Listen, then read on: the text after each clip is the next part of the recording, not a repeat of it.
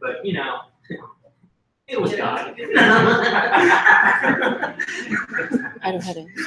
Go to view. Where? Yeah, that guy, he really had a bad theory.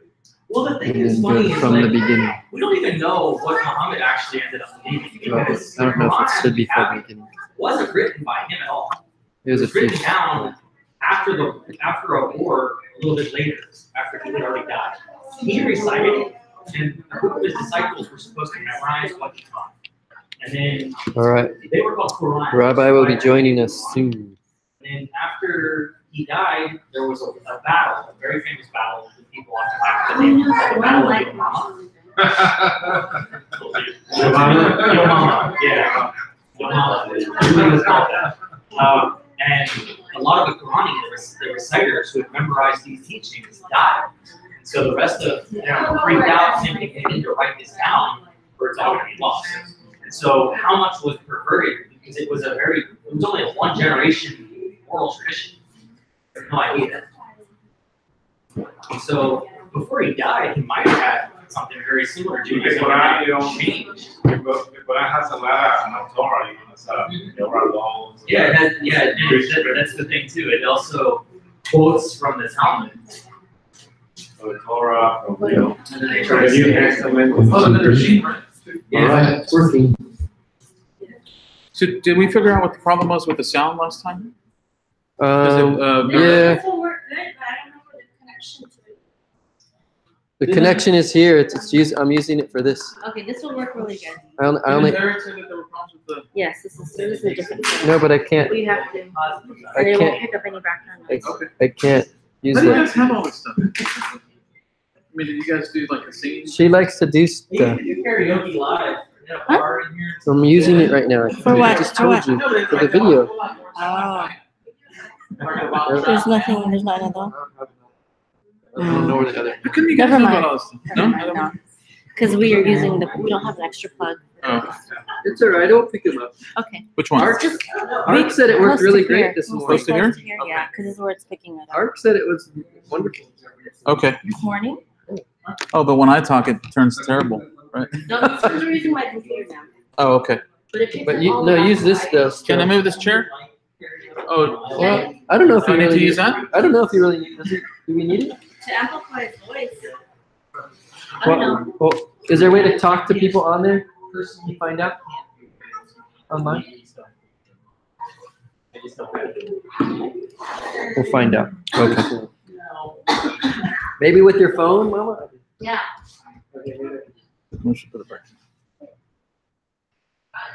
I dropped coffee on my computer, and I had to replace the keyboard. So I'm always thinking about where do I put the. Now I put the cup like over here in case I knock it over. It'll fall on the ground. It'll follow the first person. Yeah, exactly. Splash zone right here. Yeah, and then I was cleaning. You know, I didn't know. I don't know if you know that, but Lenovo they have like a drain. A drain. They have little drains on the bottom. Yeah, and you just have to leave it there. And what I started doing is, I took a towel and I was pushing on it, and I broke the keys because they're little. They call them MEMS devices. They're little mechanical, and I wound up destroying it, so I had to buy a new one. For your computer or for your No, just the keyboard. You have to replace it. It depends if it went into the wrong area, but they actually plan like for people doing that. So I read about it. Yeah. Okay, all right. So they can hear me?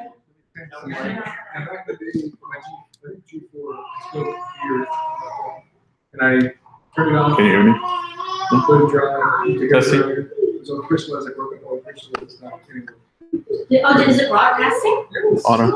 I think we did, right? Yeah. Do you have the right link? Do they have the link? Let me just make sure. Can you hear me with this? Is this on?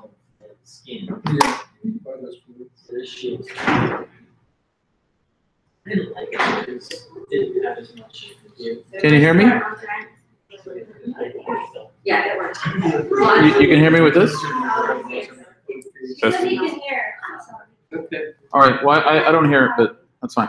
So I wanted to start off with a little bit of a humorous story. It has nothing to do with the class itself. I know that's shocking that I would tell a humorous story, but I thought that Fernando would get a kick out of this. So there was a very famous Hasidic Rebbe Julian would know. His name was Naphtali of Ropshitz. He was a student of the seer of Lublin, and Rabbi Naphtali was known as a great scholar, very holy man, and he was also known to have a sense of humor. And so I sort of identified with him, immediately. And his relationship with his wife was a little bit complex. In Spanish, there's a term called amor apache. That people love each other, but they have like this kind of friction that exists between them, and they sort of poke at each other, and they have this complex relationship. So the story says that Rabbi Naphtali of Ropshitz had this relationship with his wife, and he did love her, but they sort of got on each other's nerves. And one time his wife came in, and she said, Rabbi Naphtali, my husband, they say that you have Ruach HaKodesh. You have the Holy Spirit, you can prophesy, you can see the future. Now tell me, when am I going to die? So she's sort of, rubbing him a little bit, poking him. And he's like, do you really want to know? And she says, yes, I want to know, sort of doubting that he's going to know. So he says, well, you're going to die on Erev Yom Tov. So the evening, or right before Yom Tov, the day of celebration. And she says, but which one? And he says, you really want to know? And she says, yes, tell me. She's getting like worried, and Yom Tov is coming up. And he says with a little bit of smile on his face, and this is the characteristic that he had, he says, Erev Yom Tov Sheli. He goes, so my day of celebration. So you're going to die one day before my day of celebration. So it's a little bit in bad humor there, but I thought that was sort of funny. All right, so let's start off with one more thing before we jump in. In the Talmud, in Tractate Berachot 6b, there is a short saying that says that the merit of attending a shiur, a lecture, is in the running. So if you're thinking about it, you're going to have a class, and you're running to the class, and Rashi says, the things of the Torah are complex, but sometimes they cannot be understood by the average person because it takes a lot of study. But if an individual expresses that enthusiasm by running to the lecture, Hashem says, that's the kind of attitude, this is the excitement that I'm looking for. And so he gives the person a reward because they're motivated, they want to learn, even if they don't understand everything. So the reason I mention that is because the laws of Shabbat are very complex, as we talked about, and you have to go over them many, many times, and even then, they're still very convoluted and complicated. But if you have that enthusiasm, I think there is that reward, because Hashem says, hey, this person wants to serve me in this particular way. And so that's sort of an encouragement, right? If we don't get it the first time, it's just something that we have to continue. So this page here shows where we are. We're looking at the 39 Avot Melachot, the 39 categories of work on Shabbat that are derived from the construction of the Mishkan. And the ones in red, we've actually done quite a few now. We've actually done all the ones in red. And then today, we're going to be finishing up the laws that are related to baking. So I wanted to give you sort of a progress report. And then there are a few other ones that are sort of complex, but a lot of these other ones are going to go faster.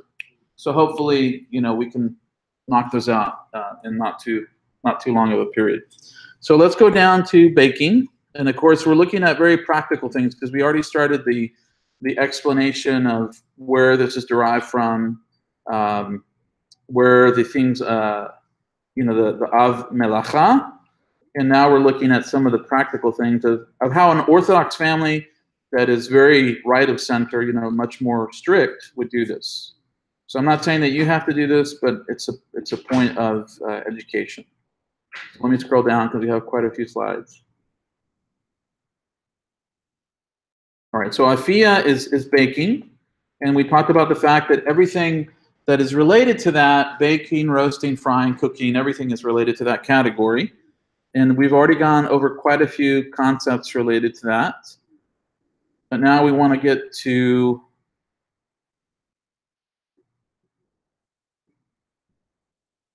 this. All right, so if you haven't listened to the previous ones, it's going to be sort of odd because we're already jumping into the practical things. So this is the idea. So we've talked about this before. You have a bowl of hot soup, and some people, you've seen like soup nuts or different things that you can put into the bowl. It may seem trivial, but this is one of the concerns. Are the soup nuts, are they baked or are they fully cooked? Because if we talked about previously, if they're baked, they may not be baked fully. And if you put them into a bowl of soup that is very hot, which is yad soledet, if you were to put your finger in the bowl and you had to retract it, that is hot enough, according to rabbinic thought, to actually cook. So yeah, they can cook, right? So if you're putting your soup nuts into the soup bowl, you may actually be baking or cooking that particular food item. And the prohibition in the Torah is against cooking. So one thing is to know, what you're putting into your soup or whatever it is that you're eating. So we've talked about this before, and this is the summary, and of course this will be available online, is that in rabbinic thought, you have the source, which is the keli rishon, the first container, and then you can use a ladle, and then you can have another bowl or a third bowl. And as you go down that list, the idea is as you're transferring the hot items to the second and third bowl, the ability of the hot liquid or the soup or whatever it is to cook is diminished, right? Because the second bowl is dissipating part of that heat. And then by the time that you get to the third bowl, most authorities would say by that time you really can't cook something. Although some would say if you stick your finger in it and you have to pull it out, it's still too hot. And you can take, your soup nuts, whatever it is, and put it into keli shlishi. Keli is the bowl or the container. Shlishi is the third one. And then you might actually still be cooking. But most people would say it's not an issue. Yes? I don't know if this has already been covered, but is there some period of time? Is it just, is this? There's not a specific time. There's a discussion about, it's not a time issue, but a temperature issue. So it's sort of this kind of thought pattern that as we transfer, as I mentioned, the heat is decreasing. Now, that's why some authorities would say, even if you get to the third bowl, you still might be hot. And that's where the discussion goes. And some people are very strict with that, and some people are not. So again, there are some non-probabilistic connotations too. But also you can go to even the first bowl, and if you touch it and it's not very hot, then you're fine with that. Exactly.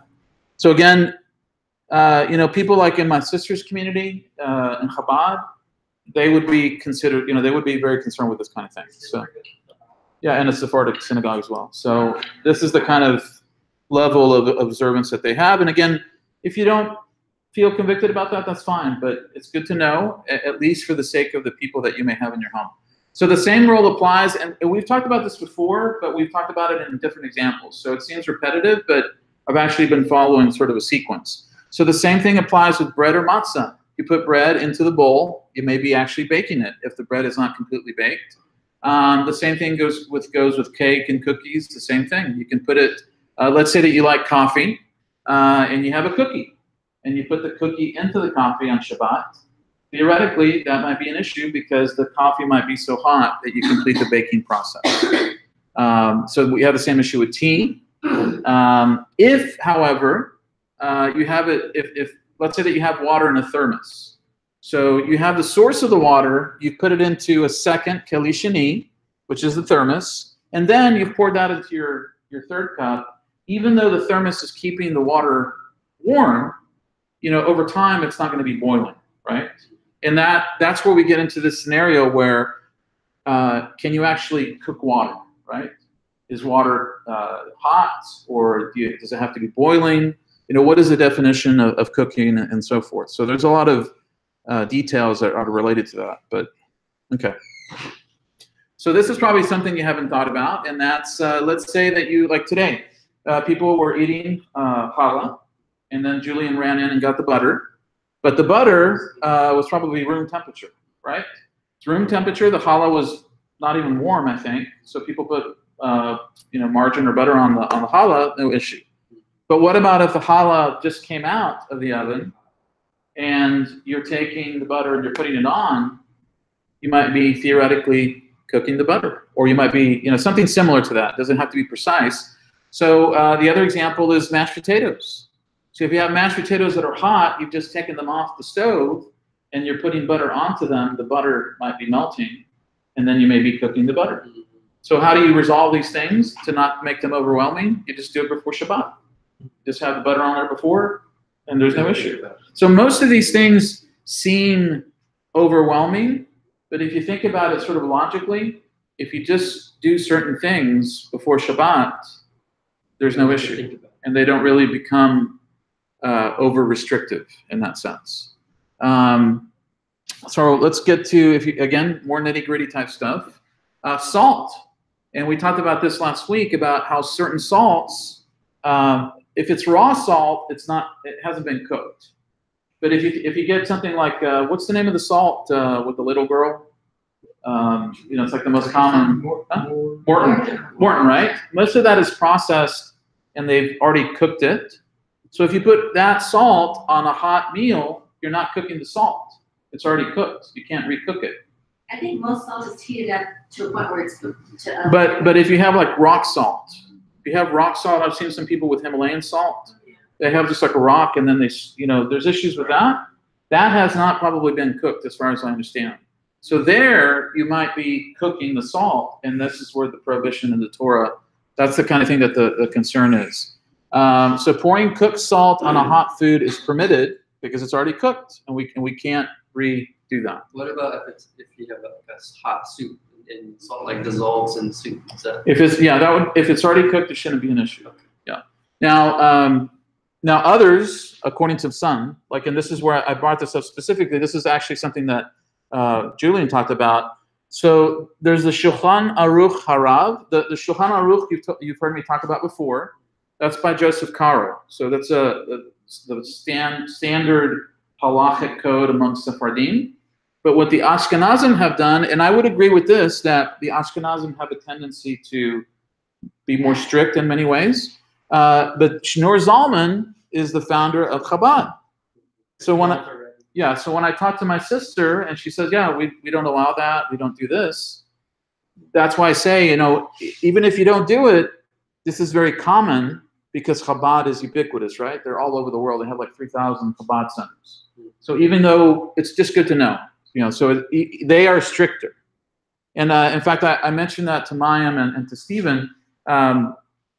My sister was telling me that in the town that she lives outside of Detroit, they have some vegetarian places, and they have a conservative hechsher. So conservative rabbis have inspected, and they say, well, this is sufficient for our standards. And she was telling me that her kids who went to yeshiva, they won't go there. Now, she doesn't care. She'll eat anything, But, I mean, she's observant, but she's not that strict. But she says, my kids will not go to that environment because, they want to keep the stricter model. So Did they go to Chabad yeshiva? they went to a standard Litvak yeshiva. So that's also very strict as well. All right, so the same thing with, now pepper and paprika, what I found out, they're not generally cooked. Now there may be some that are, but here we get into a situation that if they're not cooked, which is usually the case, you could not theoretically put them on hot food, unless you do it before Shabbat. So it's all about what you're doing on Shabbat if the meal is hot. And again, you're saying hot is if you have to. Yatzolet. And the discussion is there's a temperature range between what is considered, having to pull back your hand. So you could do the hand test, or if it was 70 degrees, I think it's like 70 degrees Celsius to like 100 and something like 40 or something. I forgot what it was, something like that. So that's, I guess when you think about like in a restaurant, right? I mean, something's 100 degrees Celsius. It's boiling. So yeah. So that's one issue right there. Ketchup. So I got my little ketchup picture.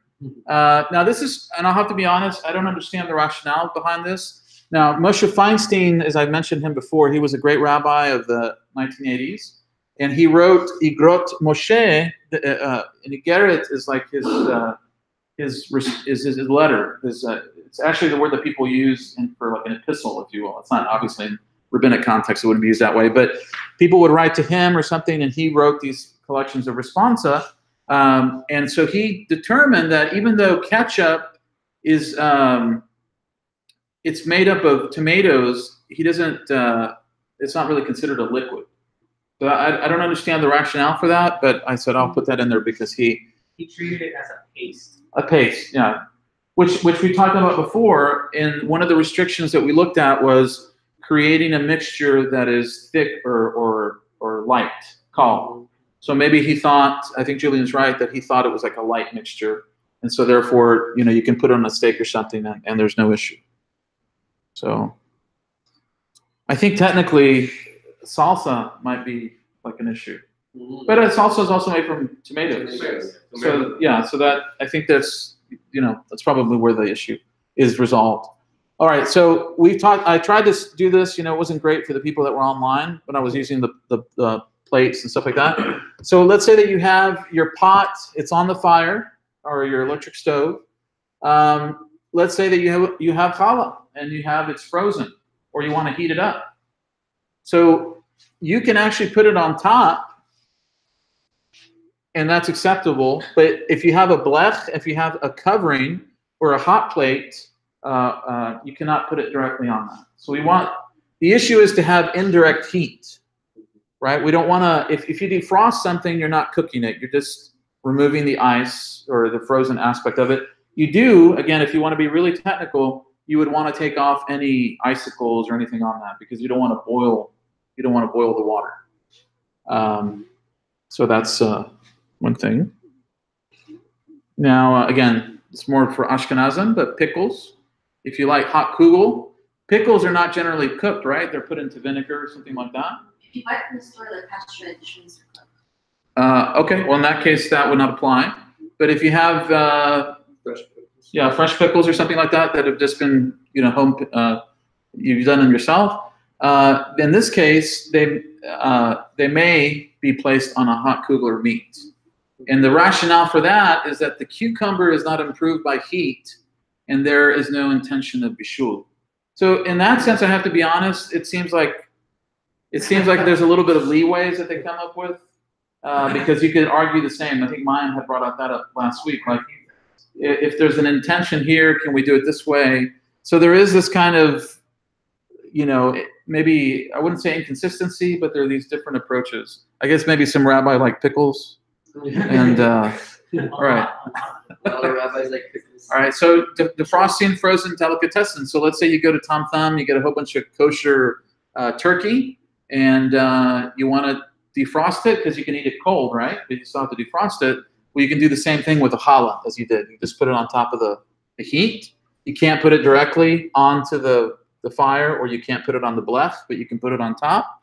Just take off the icicles so that you're not boiling the water. Yeah. Do you have a question?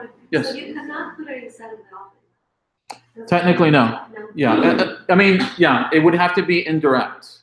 So this is Orthodox thing, very strict. Yeah. So very strict over If you there. have a small, then you can put it on the. If you have a what? If you're ready, It's more like it's not this frosted than not. anymore. Then you can put it on the oven or ready. Well, theoretically, I mean, strictly, you're not supposed to cook on Shabbat. Yeah, yeah. So we're talking about, in the previous section, we were talking about all the cooking itself. We've already eliminated that. We're talking about indirect cooking, right? So my question is, why do some ovens have like a Shabbat mode?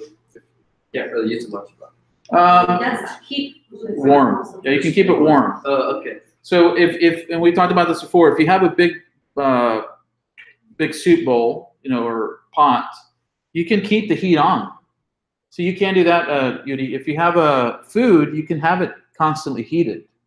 like in a crock pot? Yeah, you can have it in a crock pot. It's a low temperature. I mean, but if it's, the issue is you're not actively cooking it, and you started that before Shabbat, right?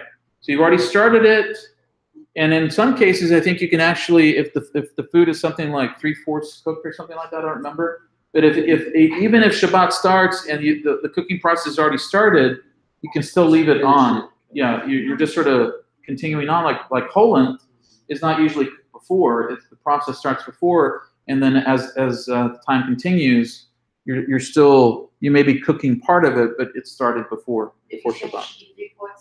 I don't know if it was 3/4, but there's a like a threshold where if you got everything going and it's gonna finish cooking after the fact, it could still, you can still continue.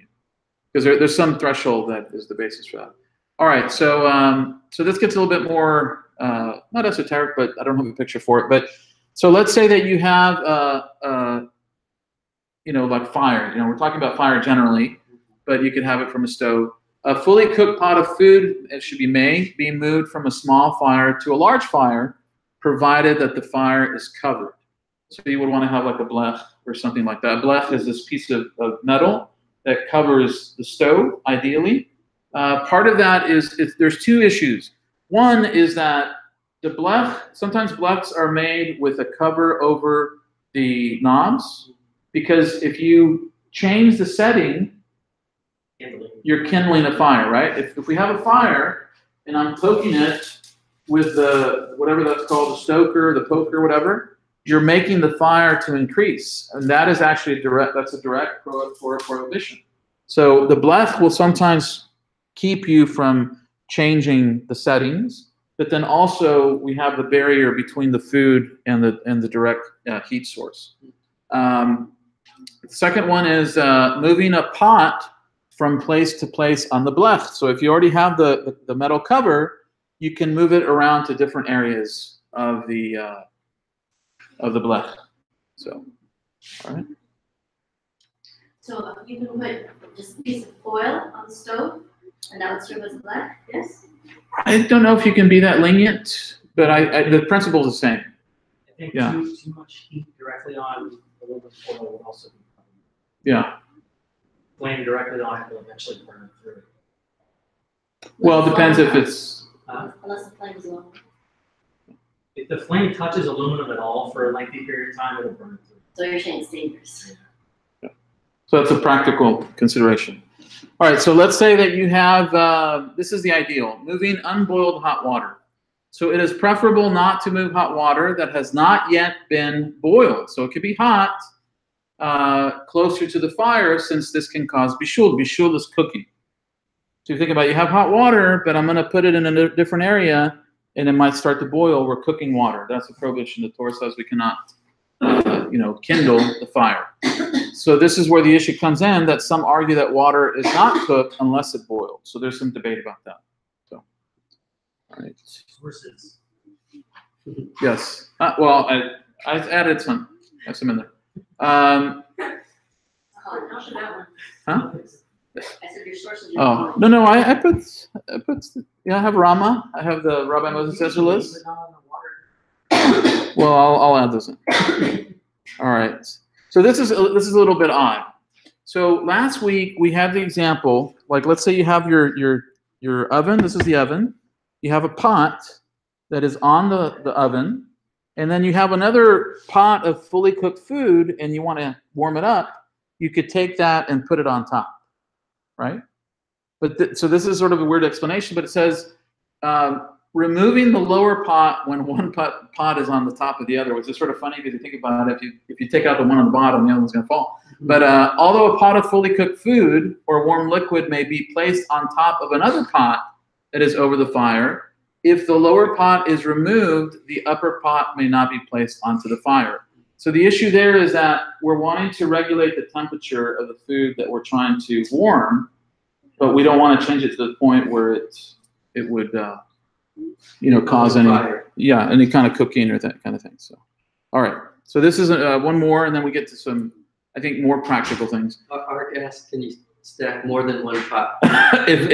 If you could do that, be my guest. I feel like the third one up would really be getting much. Yeah. All right. So let's say that you have your blech. You're covering over your oven. So ideally, the strictest approach, because we're looking at Igrot Moshe, looking at Rabbi Moshe Feinstein, the idea is not ideally not to take it off the blech. You just want to, sort of lean it, take it out, because again, you take it off, you put it back on, and make cool. You have soup. You don't want to. Yeah, because with soup, it's not the same thing as a piece of meat. Once you've cooked it, it's fully cooked. But soup, we're sort of like in this kind of gray zone, right? Because we may stop it, it may go cold, we put it back in, we're starting the heating process, and we may potentially cook it. So if a pot is too heavy to lean against the edge of the blech, and of course that's a safety issue too, then it may be moved to an area that is not directly over the fire. So if you have a big blech, you might maneuver it around. The food may then be removed from the pot, and the pot may then be removed over the fire. So you can move it around on the oven itself as long as you have the blech. All right. So now we're going to get to some very practical things.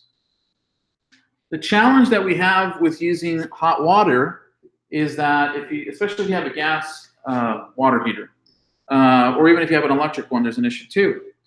Because, again, the strictest approach is that you cannot take a hot bath on Shabbat. Why?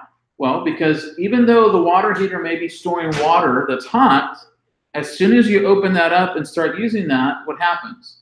Cold water goes into the tank, and it starts the process again. So what are you doing? You're cooking the water. So even though you're only using the water, right, a quick bath or shower, you're causing other water to be cooked. So that's the issue. So each time one draws hot water, he's pulling cold water into the system to be heated. This is prohibited not only when the boiler is active, but even when the boiler is inactive. If the water is hotter than Yad Soledet, so if it's that hot. So I don't know if there's a way to regulate the temperature of the water heater. That might be something. Do you know about that? Turn it off. Can you regulate the temperature of the water heater? Yes. Yeah. Okay. So that might be something if you wanted to be extra vigilant with that. No, but another problem is that the water heater, if it's gas, it'll start a fire. Yeah. So that's where we're going to get to the next one. It's only if it's electric. So the water is connected. You could turn it off. You could turn the water heater off, right? And then just use that water? And then it won't work. I think technically that might be. Now, what's interesting is that on Yom Tov, so it's not Shabbat, right? Let's look at Rosh Hashanah. So Rosh Hashanah, the Torah permits us to cook, right? However, the rabbis say that as a consequence, you can take, some rabbis would say, some would say not, but some rabbis would say you can also take a hot shower on Rosh Hashanah. Why? Because there's no problem with cooking, boiling water. You can do that because you can use it for food, you can use it, so you can consequently take a hot bath or hot shower on Yom Tov. And that water is, I think it's supposed to be connected. Problem is with PowerPoint. Well, that's that's one of the reasons I'm not Orthodox. Okay, so now we get into more practical things, and I apologize for the mistakes that I have in here because I have Grammarly, but it doesn't work with PowerPoint. So I always depend on Grammarly, and I go through, but I always miss some. All right, so let's say you have your sink, actually like this one here, right? You have one handle instead of two, right? If you have two, well, you should just use the cold water, right? You wash your hands.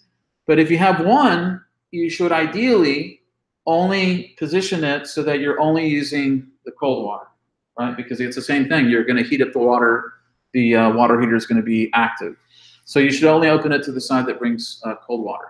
So instant water heaters, again, this is what Maya mentioned about if they're gas, this is an issue. Certain water heaters work by gas being lit or a heating element activating each time the hot water faucet is open. So even if you, I guess you'd have to turn it off completely, is what Ruben was saying. This presents an additional prohibition against using such a system on Shabbat. Okay, and then the issue came up. I know in Israel it's very popular to have solar water heaters. Not so much, I think, in the U.S. But there's a dispute between authorities about whether you can use water from a hot water faucet that's connected to a solar heater. Because remember we talked about the fact that if you have an egg, you can go outside, you can put the egg on your plate, and if the sun cooks it, that's good. So it's not the same as you cooking the egg on Shabbat. The sun did it, that's the sun's fault. You can eat the egg. However, what we did talk about was the fact that you cannot create a circumstance to aid in the cooking of the egg. To harness that heat, right? So you can't wrap the plate in foil to leverage the heat. It just has to be natural. You just put it out there. Can't put it back. Something, yeah, exactly. So here we have the issue of if you do have a solar water heater, that it's still deriving. It's a derivative of the sun, and it's the Rabbanan. So say Torah-wise, it would be permitted, but the Rabbanan, rabbinically, it would be prohibited. So I'm sure in Israel there's probably a lot of discussion about that, and then mine has a smile on her face. So Well, Las Vegas, the whole city is clean powered. There's a gigantic solar plant outside of the city, and many of the homes have their own solar all across their entire roofs. And they also have these water catchers that filter and heat the water off the roof for the house. Terrible. Oh, so you're saying, Yeah. so you're saying that the sun can warm up the water, but the sun can't power something else to warm up the water. I Wondering how the so Chabad that's in Vegas deals with What was the source of that? well, I mean, it's from my Shabbat Melachot book. I'd have to see if I didn't include the actual sort. These are modern discussions. So, huh? Obviously. Yes. So, but I give it the source at the very beginning. It's it's based on the Zvi Greenberg. We'll go back up in a second. So, okay, so we talked about that. So the former understanding permits the use of water, whereas the latter understanding prohibits use of water. So there's a debate about that. What if you have a solar? All right. So here we're actually, this is going to be a short class because I wanted to condense it, and I wanted to just finish a fia, just cooking and everything's right. So these are extra rabbinical prohibitions. So washing oneself with hot water, we talked about that, taking a shower, that kind of thing. So the rabbis permit washing one's face and hands with water heated before Shabbat. So the Shulchan Aruch, Joseph Caro's work permits that. But if you're taking something more extensive than that, then the concern is that you're giving people the impression that you got the water heated on Shabbat. And that's where that becomes in. So it's a question of marat ayin, the appearance of evil. So let's say, I don't think anybody has radiators for the most part anymore. Maybe in New York or something that would be more common. But drying your clothing on a radiator. So the radiator is generating heat, and then you're taking advantage of that heat to dry your clothes. That would be prohibited rabbinically. Again, pickling, I don't know if anybody does pickling anymore, but you never know. Because of the similarity. Okay, yeah, but on Shabbat, again, many of these things are not really issues for most people on Shabbat, but it's good to be inclusive. And then shehiyah is if you're leaving food on a fire before it is fully cooked to deter someone from increasing the fire to speed the cooking process. So again, I'd have to look up the issue, but there's some food like cholent that you can put, you can leave it on the fire even if it's not fully cooked, and the cooking process is going to continue throughout Shabbat. And this is one of the things we talked about before. You could take hot water, put it into the cholent, and that's permitted according to the Rama. And that's very popular among the Ashkenazim. We talked about one of the reasons that was because of practicality. So the concern is that if you're putting food that is not fully cooked, someone is going to try to change the settings on the stove to speed it up, right? So it's just the concern is to make sure that it doesn't happen. And then the last one is called hatmana, which is if you insulate something, you sort of create like a thermos type effect, right? You're trapping the heat. So you don't want to do anything to increase the temperature externally. You want to have it on the plate or the hot plate, the blech, but you don't want to do anything that may increase the temperature that way. And I think that's it. Okay, so that is afia. And let me go back here, and then we can have questions. So this is, again, I recognize it's very technical, but it's good to know.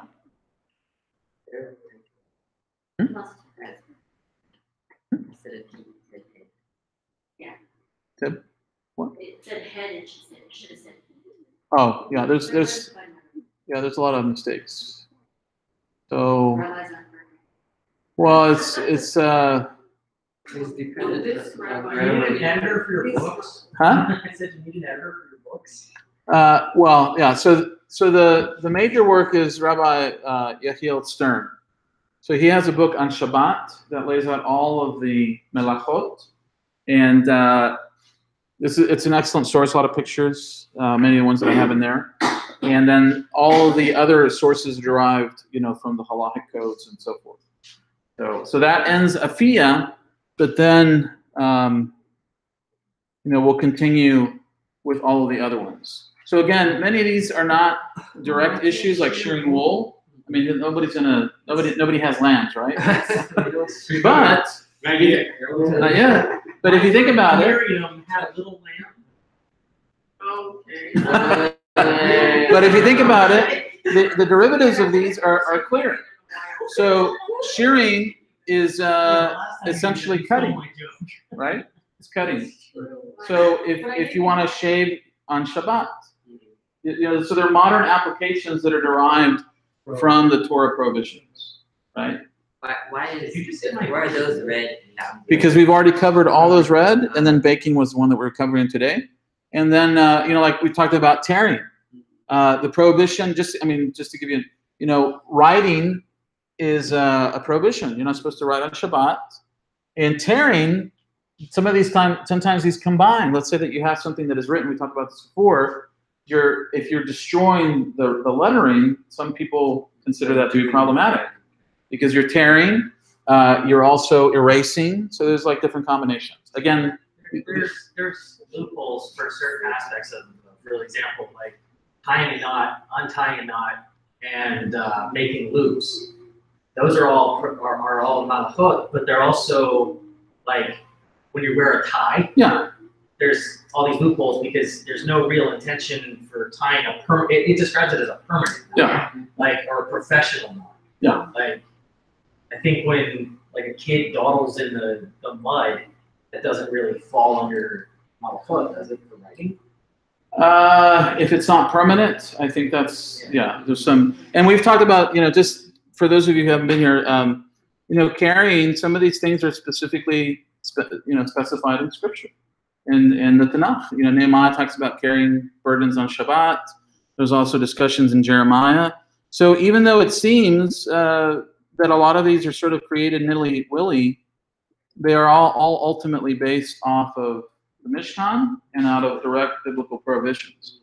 And so that's why we have to elaborate each one to apply them to today. It might be based on biblical prohibitions, but taken to an extreme. Well, that can happen in any community, right? So, In some cases. yes. So depending, No, go ahead. depending on the branch of Judaism, Uh-huh. are they strictly follow these rules? Yes. So all Orthodox Jews would say yes. All of these are avot is the parent category, and melachot is the creative work. So they would say, oh yes, these are all prohibited. But then when you get down to the details, there would be disagreement. So every Orthodox person, there's always going to be some renegades or some liberals. Democrats. But the people who would say, everything that's shown is center right. So Like in everything, right? yes, yeah. So I always ask my sister well, what do you do this? What do you do this? And so they would say, oh yeah, this is all prohibited. And then she would say, but, I know a person that does this, that doesn't do that, but the official policy is not to allow that. Does that make sense? So, Another thing, some of them are very explicit on the Bible of Tanakh, Yes. right? Some of them, some communities Very, very or rabbis, they add it. well, Some of them- the art, It's like, it's a question. yeah, so let's look at that. I think that's good for review. So the Torah itself, when the commandments are given in the book of Exodus, it doesn't specifically mention, if I remember, carrying a burden, right? It doesn't mention that. But we know from the book of Nehemiah that is considered a prohibition. So we have this gap. It's not mentioned in the written Torah. Also, later in the Torah itself, the that was put to death for Yes. picking up sticks. He was picking up sticks, but in the Torah itself, it doesn't say that you can't pick up Before that sticks. happened, it doesn't say The that. idea is that the oral tradition explains what work was. So, for example, here, Nehemiah says, where is it specifically here? 16. Oh, that's so. So here's one. So in the first case, they're treading wine presses. Doesn't say anything about that, but in the book of Nehemiah, that's a Torah. It's assumed that they knew that this is prohibited. And then it also says that they were bringing in heaps of corn. They were lading the asses. They were putting burdens on the asses. And it says, in all manner of burdens which they brought into Jerusalem on the Sabbath day. And I forewarned them in the day wherein they sold victuals. So go ahead. I was saying, because when God selects Bezalel to build the temple, the Mishkan, it says that specifically he performs like the Melacha. So that's where they derive the. Yeah, and we. Everything Bezalel, It said, don't do these on the Shabbat. Everything that he did is what is classified as work. So in this, and we covered this, yeah. So the Shabbat is prohibited according to, based on Because, that. because that's a, you know, So here's the verse. That's a little. That's not. So it's everything he did. So it says, but the seventh day is the Sabbath unto the Lord, and thou shalt not do any manner of work. And then the word is chol melacha. So those melachot are whatever all this encompasses. And so, yes, and there is, you asked if the rabbis create, but what the argument would be the rabbis are interpreting. So the rabbis say, okay, it says not to carry this, but what does that mean? And then it's like, well, it says not to cook.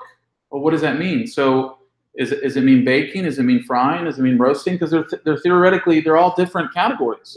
And then it's like, well, if that's the case, can you heat up water? Can you do, so it does seem to a person that they're just making up things, if you will, but there's a logical sequence. So like, well, this is the biblical text. We have the oral tradition. And then how do we apply that to today? And how do we know that it was applied in times past? It's something I hear a lot from opponents of the Torah Shabbat, the oral tradition of the Torah, is, well, what if you're out in the wilderness and you're freezing? Well, in that case, there's a law in the Talmud, in Judaism, of the koach nefesh, which means to save a life. And so all of the others, with a couple of exceptions like murder and adultery, It's just free. can be, there's only a few exceptions. But all of the other mitzvot can be pushed aside to save a life. Right. So if you're out in the woods and it's going to drop below the temperature of hypothermia, causing temperatures, you could start a fire. I heard even if it doesn't get that cold, but if you can get you sick and you could get sick from it, you should still.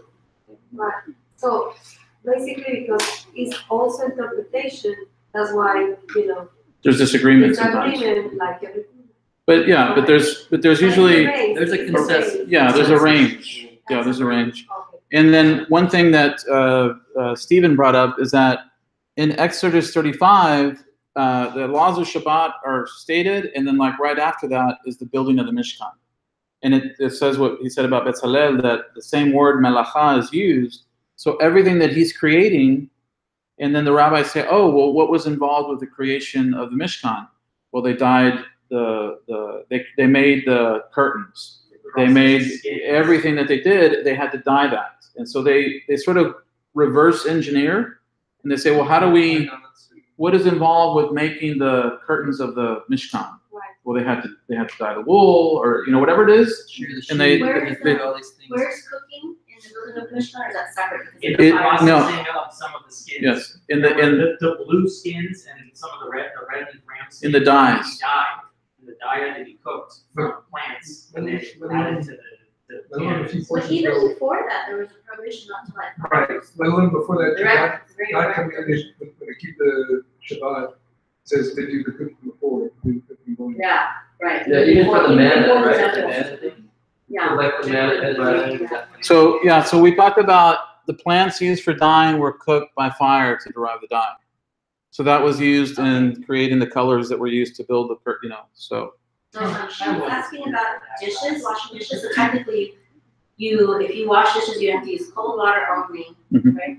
And then, don't use a sponge. Like a soft one, like specifically for Shabbat. Yeah. So we covered that before. Like a brush would be better. Well, it was a certain kind that I had an example of too. So, but you couldn't use anything that if you squeeze, it would. Yes. Yeah. Yeah. There was one. Nothing that retains water. Yes. Yeah. Well, it's in the previous section. So we're adding like to this whole presentation, like it's a whole like course basically, and so we've just been going through each one. Can you go back to vegetable? Mashed So potatoes. you can mash. Oh. Yeah, you're okay with that because it's already cooked or something. Yeah, you can't theoretically make instant potatoes. That was the one issue. We did find that. So, but What about like if you can't start a washing machine before Shabbat or a dryer if it's gonna go on after Shabbat begins?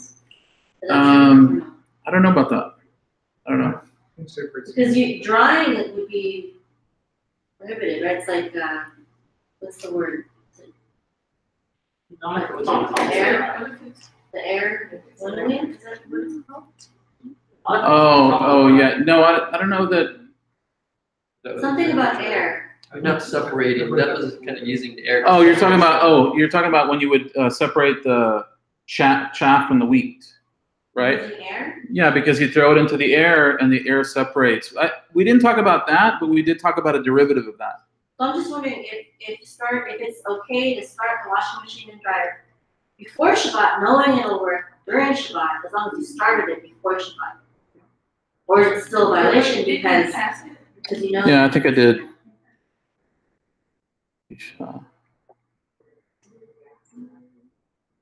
That too. Well, arguably yes, but like Chabad, where everything's debatable. they're the ones that are like as far strict as you can. So yeah. Like the Chassidim, they try to be as rigid as they can. And this is Yeah. this will answer Well, it's a little bit about why there's the winnowing. flexibility. Is that So the something Shulchan that's Aruch gives the basic code for Jewish law, but the Shulchan Aruch But that you using the mentioned washing earlier machine, it Well, will really bring water out has of the same clothes thing, after but it's then been washed. adds additional fences around those and makes it even stricter.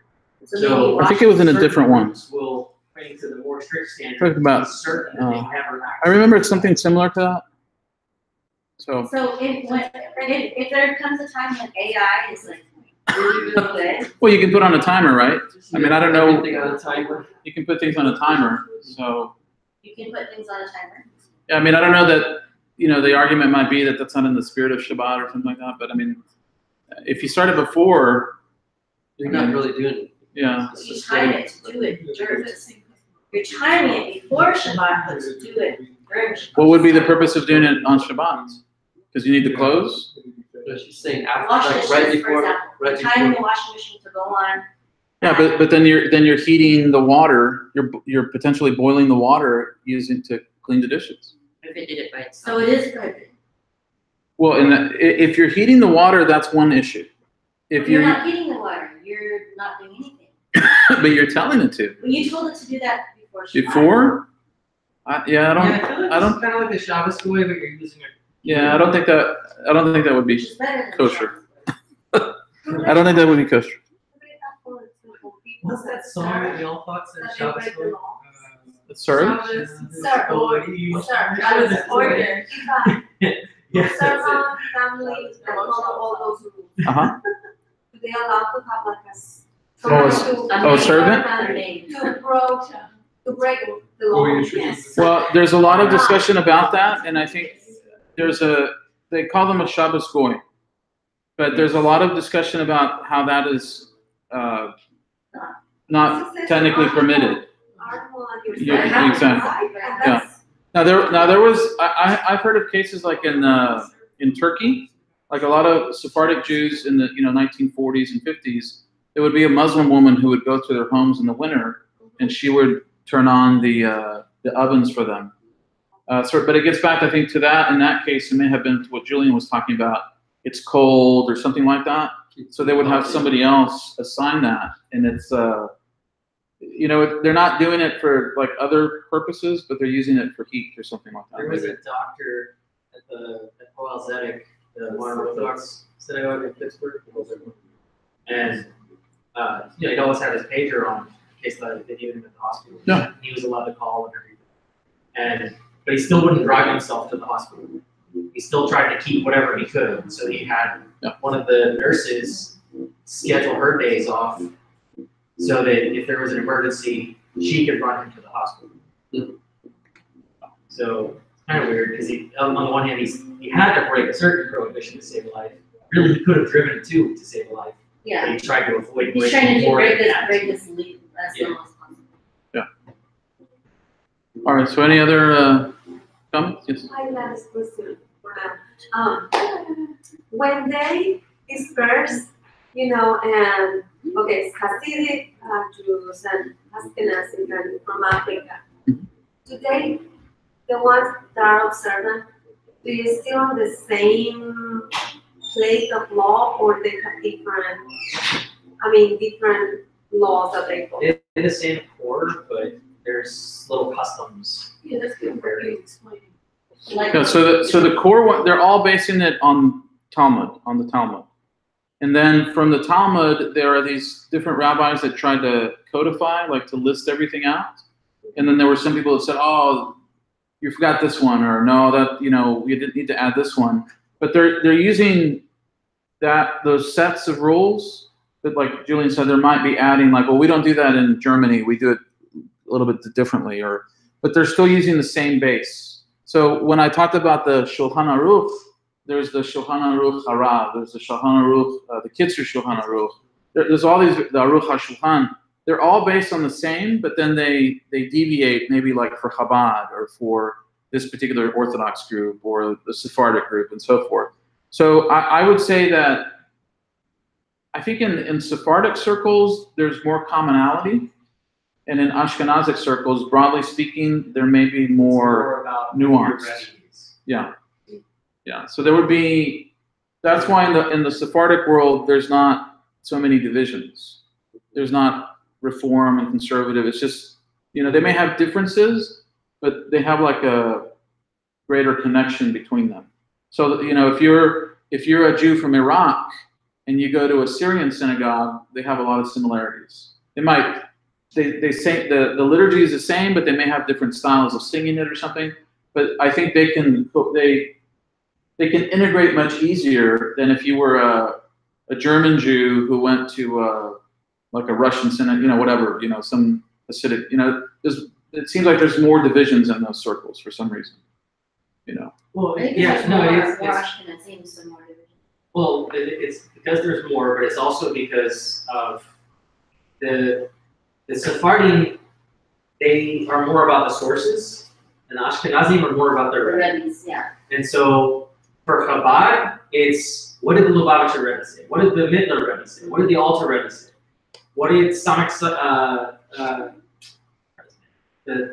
5th or 6th Rebbe say? You know, it's all about the Chabad Rebbe. Yeah. Like with Breslov, what did Nachman say? With Ashlag dynasty, what did the Ashlag, what did Baal HaSulam say? And so they always look for what their leaders said. And in a very similar way, you see the first century Christians, before the word Christian was even being used, cleaving to the teachings of their master. And so that is historically the thing that Jews did. They found a teacher, they listened to that teacher, and they listened to his interpretations of it. But that didn't mean that they were rejecting the core. It just meant when it came to the explanations and the additional prohibitions, those are what they come to. But then they replaced Yeshua with Paul. Yes. That's a different class. As a- But it's interesting that Julian said that, because I asked, you know, I noted Igrot Moshe, the Rabbi Moshe Feinstein, and she said, well, Chabad, we don't even listen to Moshe Feinstein. So that's a guy of the Lithuanian or whatever. Yeah, but it's interesting that it's sort of like, well, if it's Rabbi Shneur Zalman, or if it's the Tanya, or, you know, whatever it is, that's the focus. And there was even a split in Chabad, after the Alter Rebbe died, there was two branches of Chabad for one generation. The Alter Rebbe's son, Dover Shnuri, he became the Chabad Lubavitch Rebbe. But Rebbe Zalman Shneur Zalman of the Alter Rebbe, had a very close disciple named Aharon Levi. And he disagreed with Dover about some pretty minor stuff in most people's eyes. But it was enough that they created two separate schools of Chabad. But not no longer. No, After Schneerson, right? after Schneerson. And then, well, no, before Schneerson. And when Aharon Levi died, that other school of Chabad went extinct. He had nobody to follow after him. And what's interesting, though, is that actually that other school of Chabad was very similar to Breslin. One of the big arguments that they had was that in Chabad, the intellect rules over the heart. That's the path to bittul, to nullification, to Ruach HaKodesh, enlightenment, and all that. But in Breslov and other Hasidic teachings, the idea is that the heart has to be stirred up, kindled like a fire, and so that our expression, our prayer, our life, when we do mitzvot, it should be very energized and very emotional. And There's a lot to that now. well, even the Alter Rebbe. Even the Tanakh talks about. Well, it says that when the Alter, there's a lot of testimony that when the Alter Rebbe would pray, sometimes he would pound his fist against the wall so hard while he was praying, when he would visit Jerusalem, that his hand would be bleeding. That's a lot of emotion. But then his son, Dover, said, no, the mind should rule over the emotions. And when he would pray or he would meditate, he wouldn't even like shepherd. He would just stand there. And he had this cold affect that people talked about. And so And that it's was not part of the that explanation. Israel was once Mind-dominated rebuked spirit. for not serving Hashem with joy. Wait, what did you say? Can you repeat that? In the Tanakh, Israel was once rebuked for not observing the mitzvot, for not serving Hashem with joy.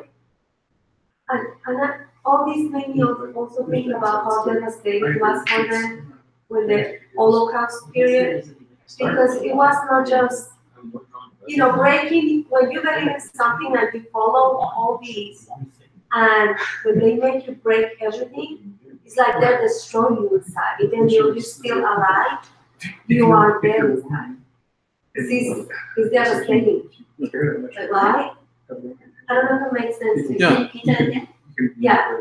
I was just thinking on the time with the Holocaust period, that when you believe in Hashem and you're following all these, rules, believing you're doing it because it's because God likes it, right? So when you break in all these, because they force you, they're destroying you.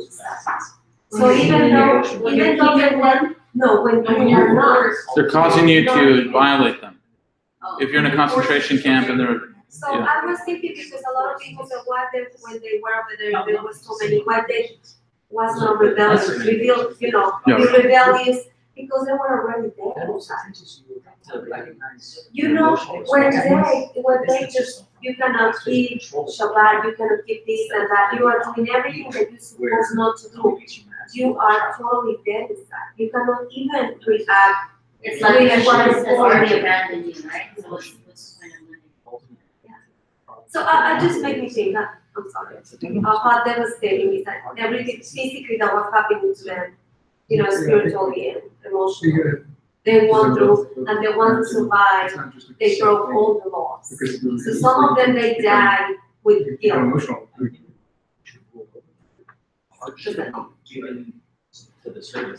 okay, so we'll go ahead and stop there. We kind of have a balance.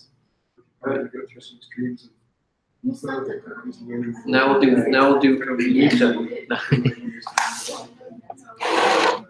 Yeah. Because it can get people who are, that's all they do, that's all they do. And then they translate to their regular language. Our civilization. When they encounter somebody that's more reserved, they